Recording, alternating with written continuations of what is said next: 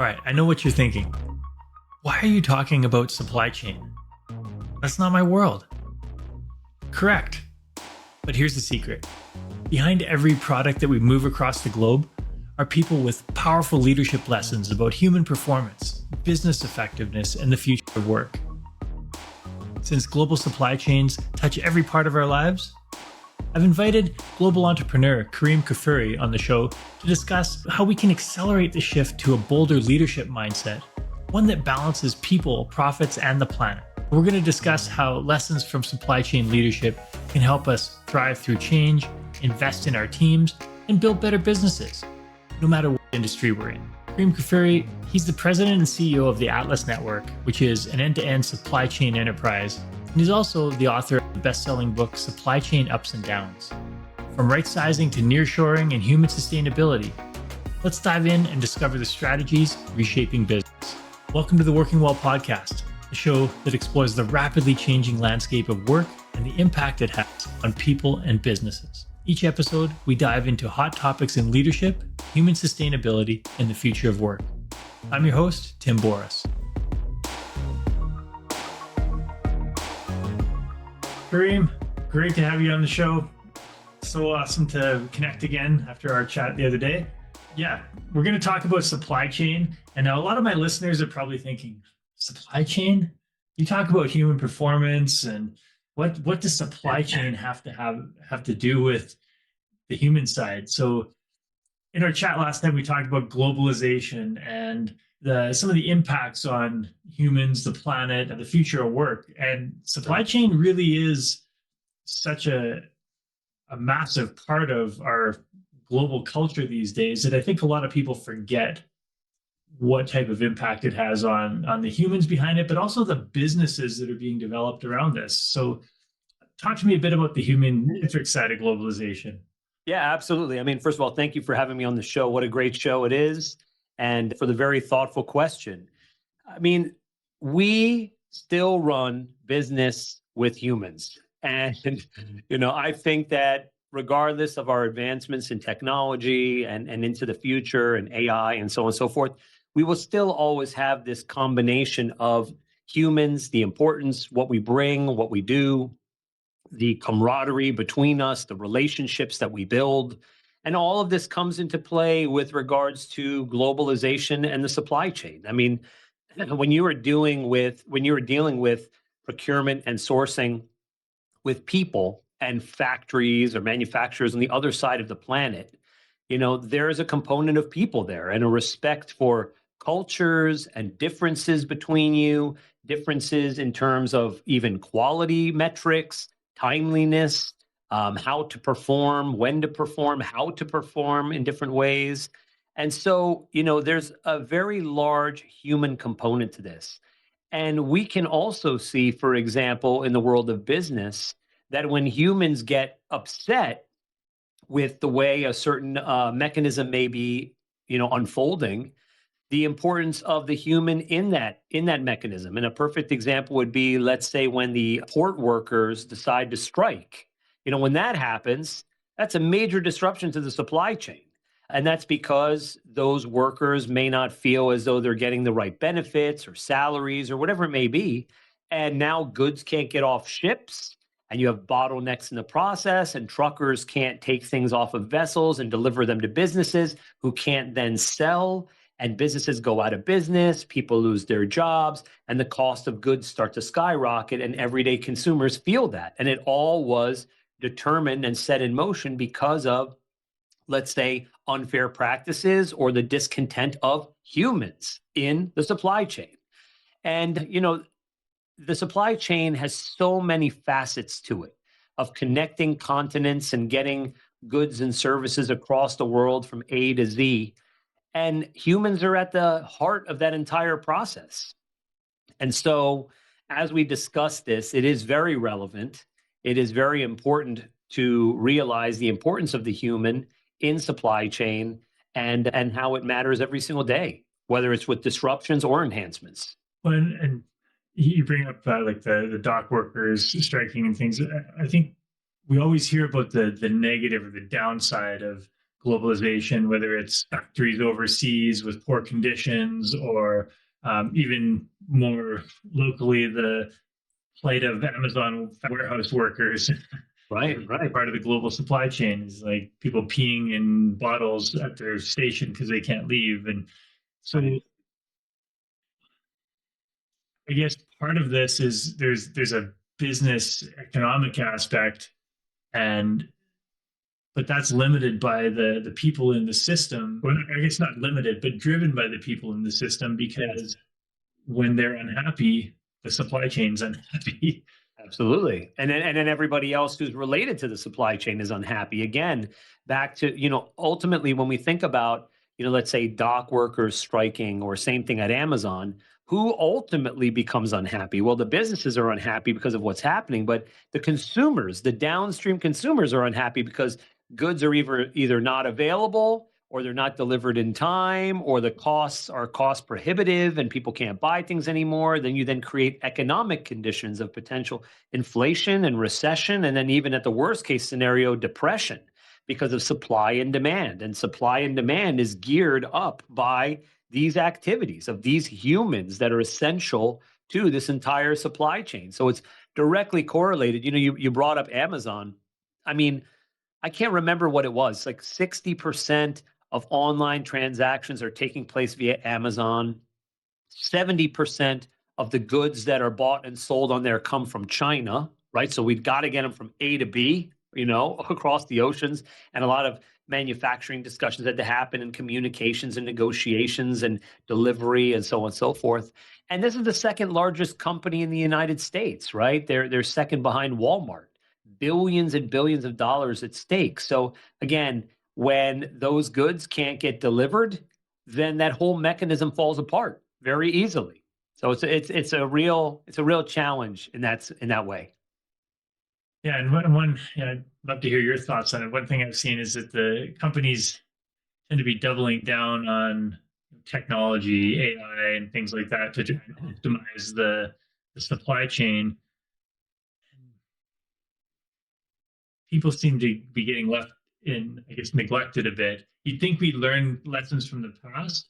What are you seeing in the leadership mindset around future of work, and how this balance is being met?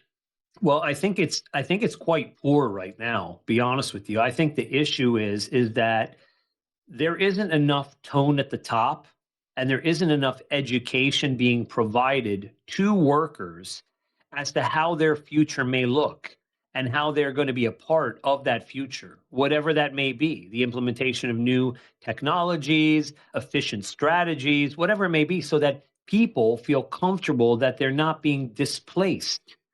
And all that really comes down to is that comes down to communication.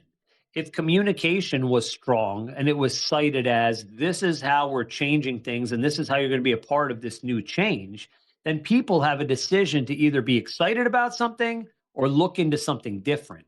The problem is that when no communication happens, or it's not as appropriate or as strong as it could be, and then people start to determine their own thought processes around that their jobs are going to be replaced by machines or whatever else it may be. And then they feel like their other conditions aren't being met. So then they strike and disrupt further, when all that really had to happen was a proper communication. You know, there has to be discussion around all of these enhancements and advancements, so that one, there's understanding, but two, more importantly, there's adoption. Because what good is technology if there isn't adoption of the technology? And so it comes back to this idea that leaders that are in that position to lead these days need to be very cognizant that as changes are being implemented, there is very good training around this. There's very good communication, hand holding, making sure that people come to an idea of the new shift, and that they are not only going to understand it, but they're going to be advocates for it. They're going to support it. They're going to be excited about it, and then therefore will adopt it. But if those things are not in place and those communications aren't in place, then it really is a boulder running down the mountainside. Yeah, and you bring up so many great points about communication. It's so simple. It's not rocket science at all. But why do you feel it's not happening? I think it's not happening because we unfortunately have become an age of convenience and we've become an age of complacency. And that's because of technology as well, where we've almost in many circles, lost our ability to communicate, where it's not even let's have a conversation, let's have a phone call or a Zoom call or a text or whatever it may be. And we believe that the most efficient solution is to do so with as little words as possible, as much technology as possible, as much automation as possible. But there's a human that's involved in this scenario. And if you discount those human ties and those human connections and communications, then you end up really having more of a breakdown of the system than any efficiency that you're trying to implement. So I think that, you may have organizations that say, okay, we want to like push this message out to this subset to let them understand these technologies. Let's just let them have a virtual training about it. Let's just let them have like a Zoom call about it. No, that when people are afraid about their job security and their lives and their families, you got to sit down with them eye to eye, show them that you care, and have a proper conversation about the fact that they have a strong future and an exciting one. And this is the ways it's going to lay out: tone at the top, communication. But because it's offset, like I said, or positioned as, almost an afterthought, it demeans the concerns of the interested parties that actually have a gripe or an issue. So you have to treat humans with human decency, not treat humans with technological decency. That's a big difference, I think. Well, ideally, we do both because technology is part of our world. Sure. And your expertise in supply chain, what do you think it is about the supply chain industry that's different from other industries in that tone at the top? I think the difference is the cultural differences for sure. You're dealing on a global scale with entities and people that have different belief sets and laws that they follow and rules and parameters. And those all pose additional opportunities and additional challenges to getting great outcomes. So, how can we sit around and talk about things that matter in the Western world when we may be dealing with some levels of manufacturing and procurement in the eastern part of the world, in the Far East, for example? Those two worlds may not totally connect or meet up every day and in every single scenario. And so, in that way, you innately have changes or potential obstacles or challenges you may face simply because of geography and because of cultural differences, religious differences, political differences, right?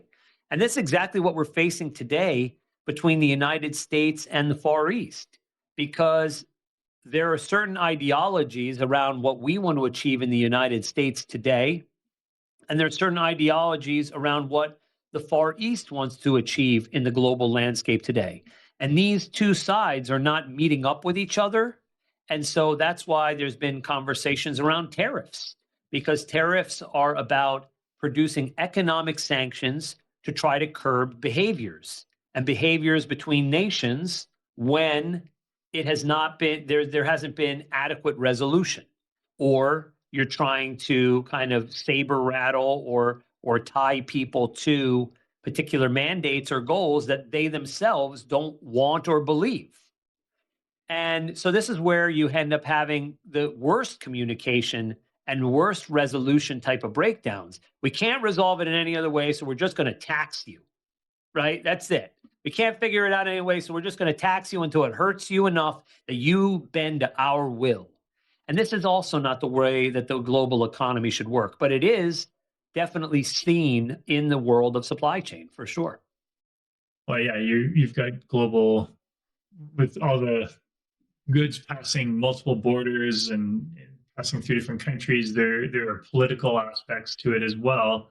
Sure. And when you talk about the humans in the supply chain, that now you're adding the layer of politics on top of it and geopolitics to add even more sauce into the mix. Right, right. And so you brought up a good point about the, I guess, values or cultural differences. Obviously, we see this in every organization, whether you're mom and pop convenience store to a Amazon or Apple, how the values get expressed within that organization is really important. So we're seeing a lot of companies these days, especially on the global scale. I don't want to say it's pushing their political agenda, but they're leading with their values and saying, "Hey, when I'm working with the supply chain, I'm going to see I want this out of it." Apple versus Amazon's probably a great difference. They are both large multinational global organizations moving goods all over and manufacturing. Well, Amazon's not really manufacturing, but Right. Distributing. distributing. But they approach it very differently. Sure, sure. I mean, I think that we definitely are in an arena of business where people are consistently and businesses are consistently looking to identify themselves as being more than just transactional. And in that way, they are looking to bring some maybe a larger purpose or a larger message to how they want to run and operate their company, whether it's we really focusing in on sustainability or we're really focused in on, flexible work schedules for our employees or whatever it may be to try to gain a foothold in this new global economy. And, most of the time it seems to be, being done for admirable reasons. But at the same time, sometimes it could be a lot of, just to have a particular angle or a hook to their business to differentiate themselves from their competitors or be able to, come through in some kind of an innovative manner. So we definitely see that happening. And then in the realm of supply chain, that's definitely the case too, where, we have these trends that will impact the supply chain, where a perfect example would be with Diageo, large spirits beverage organization, making the decision to not work with any more plastic bottles. They made that decision. They said, we're just not going to do it. It pollutes our oceans. It hurts, the environment. We don't want to do that and otherwise. So they decided to take this stance. And then a lot within the industry decided to kind of follow suit. And then people started looking at alternative type of products like biodegradable plastics made from corn or using more glass or using recycled glass. The idea of not just recycling, but upcycling and using products for other means and needs. And so you end up through this kind of value first approach, potentially creating changes in the supply chain or even potentially new areas of innovation within the supply chain. So that's where it can get really kind of interesting, where some of the value propositions end up having reverberating effects. I love that. Yeah, and goes back to the tone from the top. It requires a leader to stand up for, hey, this is what we believe in. Look at Yvon Chouinard, Patagonia. All right. Perfect example of, hey, this is what we're going to do. And at the time, it was heresy in the business world to do that, and it's worked out pretty darn well profitably. Yeah. But he had to stick to that, and he faced a lot of backlash. Yeah, there's I think about companies like Ben and Jerry's too, ice cream, and other organizations like that that said, hey, you know what? This is our mantra. We're unapologetically going to be us. Whoever wants to be a part of this can be a part of it, and whoever doesn't can just kind of go away. Now, the unfortunate side is there's so many more companies that usually fail taking that approach than succeed, because of the fact that it's hard to go against the grain. It's hard to go against the norm. And unless you're at a particular size, or unless the products that you have are so innovative and captivating or fulfilling an unknown need, it's really hard to carve out that niche and then have have the rest of the industry adopt that philosophy or ideology as well and even promote it. So it really just depends upon your size, your capabilities, the timing, all that stuff. Yeah, what are your thoughts on the? Would you say it's a duty of the global leaders to be pushing that change? You mean the change that different when organizations are choosing to make a difference, or for organizations to make more of a difference? I'd say a bit of both because they're like you have to have that tone from the top to say, yeah, I want to, this is what I'm going to stand up for, and I want to make a benefit on my people, on the planet, or and the business. You know, it's still a business, but we've seen more and more over the past couple decades that you can be a profitable, growing business and still it's not a zero sum game. You can take care of your Correct. people, you can be profitable, you can grow. Yeah, and as a matter of fact, more often than not, you end up growing a lot more because of the fact that you chose to take care of your people, because of the fact that you put a mission behind what it is that you're trying to do. Then people aren't just working with their time, they're working with their hearts. And that's an important difference, right? If you can have people feel impassioned to come to work because they believe in the concept or the idea that the business is seeking to benefit for humanity or mankind or their individual families or whatever it may be, then you've got a different reason as to why you show up for work every day outside of just a paycheck. And so I can definitely see how that's very, very important. It comes from tone at the top, but it also comes from the actual message itself and how it's being packaged and how it resonates with your workers. Hmm. Yeah, that authenticity or integrity or even just humility to be able to say, you know what, yeah, this is what we're going to stand behind, and I'm we're going to do it all together. And I think in the past, the leadership mindset has been, you know, forward, you know, whatever. Here, we're just here to solely service our shareholders and quarterly profits, which as part of business is still important. However, we're seeing that change where there are new ways to achieve that also benefit other ends. Yeah, no, that's definitely true. I mean, you need to pay attention to the needs and interests and desires of your teams and your workers in order to get an outcome that will celebrate their successes and at the same time their concerns. That's very, very important. When you have that level of, let's call it leadership, where let's forge ahead, let's do what's best in the interests of our shareholders, this, that, and the other, regardless, no matter what, it's blinded to the actual process itself and the humans that are involved in that process. And it becomes so outcome driven that you technically go away from what is leadership. And what you end up being is you technically end up being followers of the goals, needs, and initiatives of profit seeking sides of the business. You're not leading anymore. You're just following a script to try to get to a particular place. And that's not necessarily the way to lead. Yeah, agreed. Yeah. What are some of the bright spots that you see in the supply chain, like especially on the global side?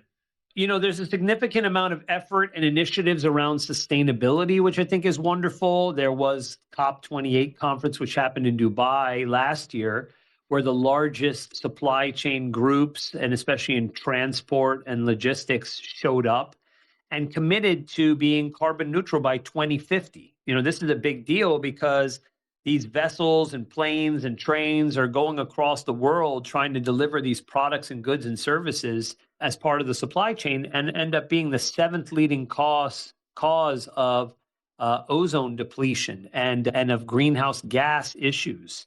And so we need to consistently be looking at how we're going to make that more sustainable and more efficient, whether it's through alternative energy sources or fuels, hydrogen hubs, how to make cleaner transport possible and do it efficiently and in a sustainable manner. So I believe that that's a real bright spot that the industry is coming to the realization that what good is it to have efficient supply chains that have no sustainability if we won't even have a planet anymore? You know, so we have to put the planet first in many ways with a lot of these activities so we can continue to do these activities. Hmm. And how much of this is leadership mindset shifts versus regulatory expectations or mandates that they have to meet? It's both, really. I mean, it's both. It definitely should be more leadership, but unfortunately, sometimes these changes have to come into place because there's legal requirements to do so. so, but even when that happens, you still need to have leadership to say, "Well, we're doing it now," and everybody's got to adopt this mindset and this principle from here on out. So I think it's both. I think it's both. Yeah, I'm curious as these like those mandates are positive from a change standpoint that it's going to hopefully spur things forward.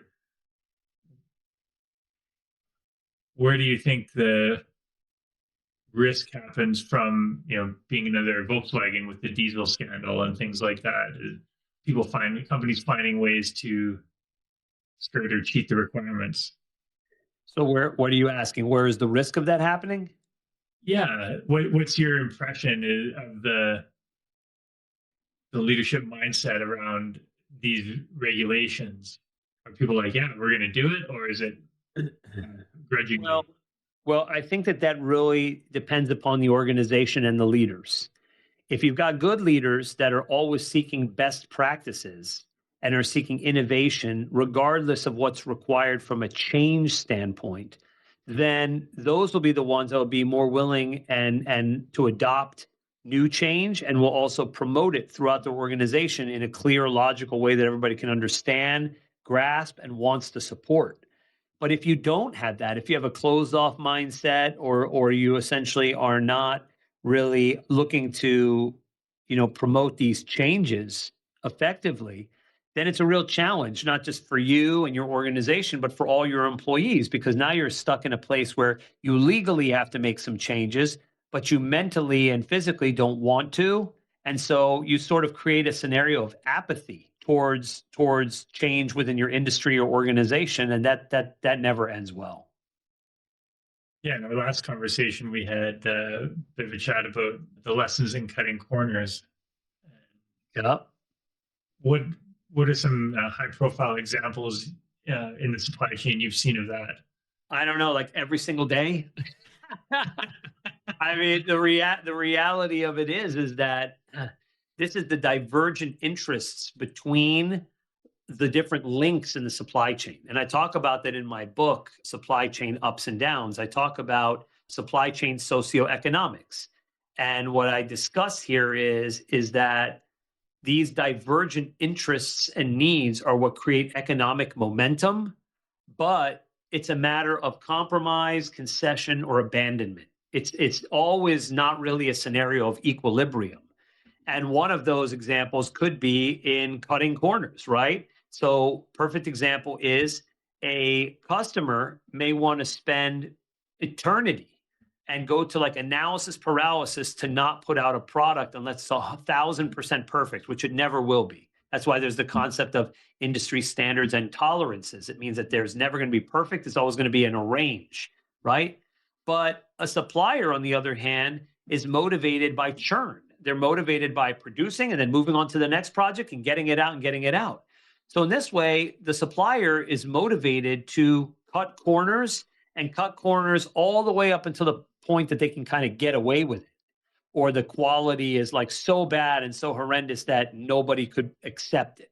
Whereas a customer is on the polar opposite end. So this idea of cutting corners, is there. But the problem with it is that when you do that in supply chain, mass production can become mass disaster. One side ends up cutting corners to be more efficient or more profitable. And in doing so, thousands or millions of people end up having a liability or some kind of a really negative outcome or circumstances because corners were cut.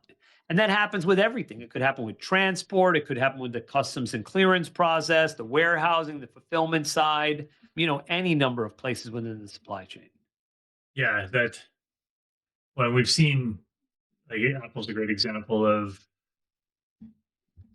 holding those high standards in their supply chain versus you can go buy lots of knockoff stuff that's not.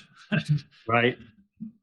Yeah, I've bought lots of things over the years that I've had for 25 years that are just amazing and still working, and other things that My wife and I were just talking about appliances the other day. Oh, all right.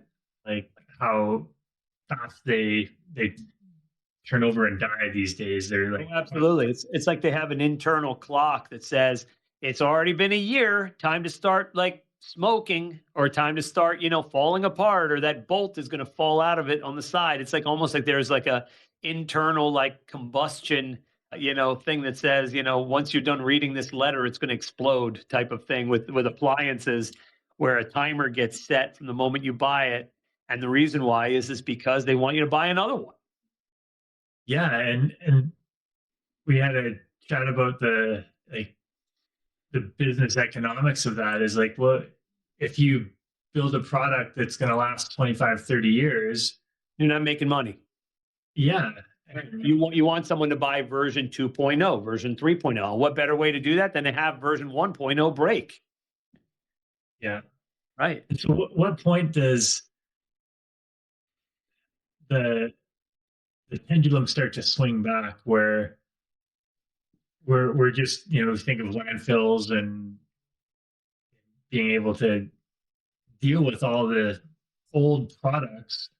Well, it's already swinging back in some ways. I mean, not necessarily so much with this. I mean, we do know that particular brands that are of a particular quality have a have a longevity that maybe other brands don't. But one way that it's being combated, at least with like landfills and things of that nature in the supply chain, is with regards to packaging, specifically like boxes.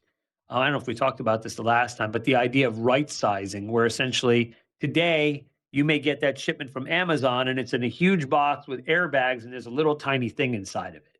Well, that wasn't profitable to the company because of the fact that they just paid for 3 or 4 or 10 times the amount of packing materials they needed.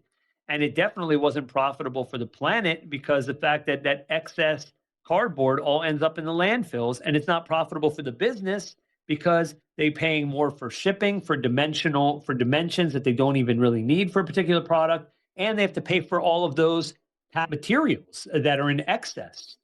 So, concepts such as cubing or right sizing are becoming extremely important, extremely popular, where as products are being scanned, boxes are being made in real time that perfectly fit to those products to reduce the material wastage, to reduce impacts to our landfills, to reduce excess costs for businesses. And so this is a scenario where the intention of being a bit sustainable is ringing true for businesses, for the environment, and so forth, because it's got a good intention to it. So, Mhm. Yeah, I just saw that the other day. Like I ordered something, it came through FedEx. I don't know if this was FedEx or if it was a shipping company's duty, but the thing I bought was about the size of my fist, and okay. it came in a box about this big, and Yep. it literally I could have put maybe 50 of the products in Correct. the box. Correct. And it's not profitable for the business either, because think about the space that takes up in a container. Like Yeah, if you could fit 40 of those instead of 4 of those on a pallet, then you just increased your ability to send more product per container, per pallet, per container, which reduces your shipping costs because you're dividing it out over more volume of SKUs rather than less volume of SKUs. yeah, and I see like Amazon's been getting better at that from what I've seen. The thickness of their cardboard's gotten less, and Right. seem to be using a bit less of it. So I see them making some changes. What do you see, and with the right sizing, making boxes? That's one really positive future step. What do you see some of the next big steps are in terms of those developments and changes in the industry? Yeah, I mean, I think it's time to market, which is basically becoming very important. And how we do that is through a lot of AI tools such as ideation tools, things like Mid Journey or Adobe tools, where it would take 3 or 4 or 6 months to work with a designer and an engineer to get what's in your mind down as an appropriate rendering or ideation process. Now you can do that in a matter of seconds. You literally can do it in a matter of seconds by going into some of these tools, throwing in some keywords, reference examples, so on and so forth. And in doing that, it'll spit out for you beautiful renderings or ideation phases that you can then turn into prototypes very easily, which then bring new products to market faster. So that's a big area. Another area is definitely in the transportation side, where a lot of technology is being put into place, like to find the right and most efficient routes, the one with the least carbon footprint, the one which has the least cost, and looking at all of these aspects across many different parameters in order to have a good outcome as it relates to shipping and transport and logistics and visibility around it as well. So that's pretty amazing too. Mhm. And then from the one of the comments you made earlier was that supply chain industry maybe is a little bit behind maybe some of the other industries in terms of that tone from the top or the leadership development. What do you think needs to happen to accelerate that progress? I hate to say it, but unfortunately, a lot of pain. And what I mean by that is that businesses will make some really not intelligent short-term decisions, and then they will realize how important their workers are, or their processes need to be shifted or changed, and then they will then make appropriate change. And in some cases it'll be too late, and in other cases it'll be, just in enough time. But the reality of it is that we need to be working consistently on becoming better leaders and adopting change before the change comes to our doorstep, before the issues come to our doorstep, really. But that's not the way business works oftentimes. They don't want to rock the boat. They want to just kind of keep things status quo until they have to or need to. And that's a counterproductive mentality. And well, it also speaks to the competing interests that you had mentioned before. There are lots of people out there that are just looking for that short term profit and they don't care. Right.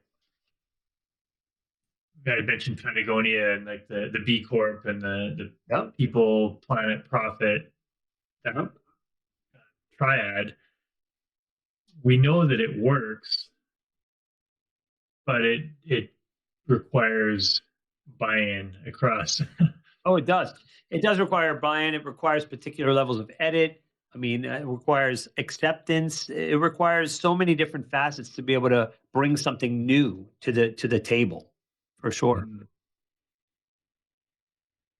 The shifting, at least in some parts of North America, anyway, but I'd say quite a bit of Europe as well. There seems to be a shifting consumer sentiment that they're willing to support companies that are making these changes. Yes, there is, but it's not always there's support, but whether it's universal adoption is a different thing. And that's important again. And that does come back to that tone at the top that we were talking about, that, the adoption comes because you have strong leaders or big businesses that are in a position to lead within an industry. And they decide to say, we are making these changes. And then everyone else around them says, oh, I guess we got to jump on the bandwagon too. Let's make those changes as well. But it's not enough to just kind of follow what everybody else is doing. To really lead means exactly that. You have to lead and lead without reservation or without looking over your shoulder to say that's what this group is doing, that's what this is. So we need to lead in that way, but more so to say, hey, I want to lead in that way because it's right. Not necessarily being a follower, but being a leader with regards to your own change that you're trying to enact. Mm-hmm. And yeah, that's going back to the comment I made earlier about I see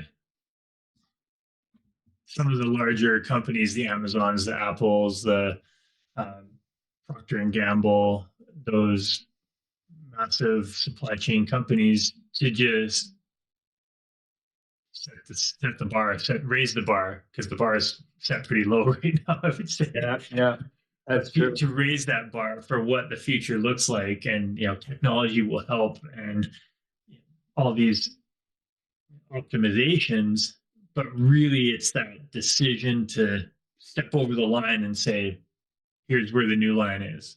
Yeah, of course, of course. Of course, yes. We need to. Sometimes it's kind of like football. To give an analogy, where you got to go yard by yard. You got to just kind of take your time. You're still advancing, always advancing, but it doesn't always look like you're going to get the touchdown right there or break out for that amazing pass or catch.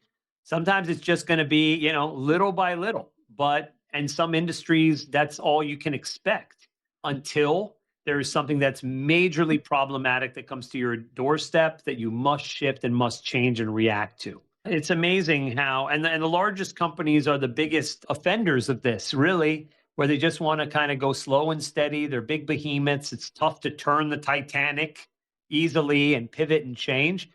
And in some industries, that gives an opportunity to larger or mid-sized companies to basically take market share because they are willing to make those changes. They are willing to make those pivots faster than the behemoths within the organization. So, well, that's an amazing point. Yeah, and even some of the smaller companies, like the boutique companies that are very agile and nimble, and they are started on a values proposition. correct. To improve a certain aspect of the market to solve that for that pain point. And at some point, as those companies start to grow, the larger companies have to respond in some way. Some of them are so big that they can just get by without, but we often see them getting acquired. Hopefully they get rolled in and change happens in the bigger company, but other times they get acquired to just shut them up. And I was about to say that to just shelve them, to just put them. Yeah. Yep. Yeah. And so I'm an optimist at heart. I like to think that we are moving forward. I often get frustrated about how slowly that's happening, particularly on the leadership side, the mindset side. Being a coach and human performance person, I always want to see leaders taking those risks and stepping out there. Sure. But not everyone leads that way. It's true. It's very true. Absolutely. Very, very true. And there's something to be learned from that too. I think that there's a temperance to change, right? Sometimes you want to change so quick that the change hasn't been fully thought through. Sometimes you need to phase in change to then see how things are changing or how markets or people are adopting or adapting to changes to then really know if you go kind of all in on it. So I think that there is some level of a benefit too through phased change and taking sometimes a diligent approach to make sure, because if you just kind of change it all over in the snap of your fingers, then you may have either missed something or missed the mark entirely or assumed things that really shouldn't have been assumed or otherwise, all in the sake of change. So, phasing is good too sometimes. Mm. So 2 questions for you before we wrap up here. One is as an entrepreneur myself, I love the startup mentality and that passion for disrupting a market. Uh, there are so many more product-based entrepreneurs out there because you can literally start up a Shopify store and build a global supply chain through existing networks. For entrepreneurs in that space, what's your advice for success in your vision? Sure. Well, you need to consistently, first of all, if you're an entrepreneur, you need to be ready to go home with the successes and failures. That's for sure.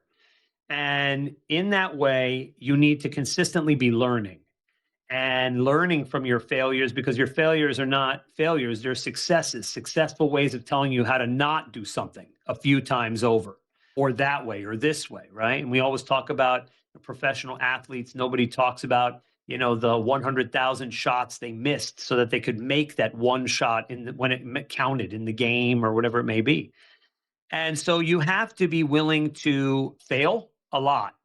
You have to be willing to take risks. You have to be willing to take the greatest risk on yourself more than anything else. That's the greatest risk you can take and the most rewarding risk, because by betting on yourself, you really give yourself the ultimate level of control and opportunity to really grow and build yourself. Love it. Yeah. And sometimes when we're in the thick of that learning, it's Yeah. Yes. it's hard to see the bigger picture of. Oh, absolutely. Absolutely. It's true. And then from speaking to leaders within supply chain organizations, what do you feel leaders can do most to really push this people, planet, profit impact forward within, call it, mid to large size organizations? What can they do? Yeah. The reality of it is if people want to have the tone at the top or the leadership within an organization look to make particular shifts or changes, similar to what you just said, people, planet, profit, you have to make it make sense for the audience that you are positioning these ideas to. So if it's people that are focused in on dollars and cents, like finance people, you may want to talk about something like right sizing and say, hey, you know what? Let's have a more sustainable practice here, which actually saves us a hell of a lot of money and at the same time helps the planet too. This is a perfect opportunity with the way that we package up our goods. And there will be countless examples of that, but you need to know the audience. If it's, people that are more on a moral crusade, then you have to play into those ideas. If it's people that are more into just the equilibrium or the balance of work life or the way that employees are treated, then you have to highlight examples, relative, real examples of how that backfires when you don't take care of those things or look into those things. Either way, you need to make it relevant for the audience that you're communicating to. And then that's really how you get the adoption. Fantastic. Lots more we could talk about, and there's so many developments in this industry. It changes minute by minute. Yes. Where if people want to learn more about supply chain, some of the technology solutions you have, your book, where can they find you? Sure. So I'll give you 3 links that would be good places for people. First of all, for all my thought leadership and just kind of general knowledge and information, it would be at kerimkfuri.com, which is my first and last name. For any businesses out there, entrepreneurs who need supply chain solutions, it would be my company, which is theatlasnetwork.com. That's the name of my company, The Atlas Network. And finally, for the book, it would be at supplychainupsanddowns.com or on Amazon. Those guys still sell books, believe it or not, among the billions of other products that they sell. And so you can find it there too. And then I do a lot on social media as well, if anybody looks at any of those platforms too. Excellent. Well, I will make sure those links go in the show notes and on my site. Thank you so much, Kerim. It's been amazing to have you on the show, and thank you for sharing your knowledge and wisdom. I really appreciate it, and it was a great show. Thank you for the thoughtful questions. All right. We'll chat soon. All right. That wraps up another episode of the Working Well podcast. If you enjoyed the show, please rate, review, and subscribe wherever you get your podcasts. Now, which guests or topics would you like to see featured on the show? Message me through LinkedIn or on the contact page of timboris.com with your ideas. Thanks for tuning in. I'm Tim Boris with Fresh Wellness Group, and I look forward to seeing you on the next episode.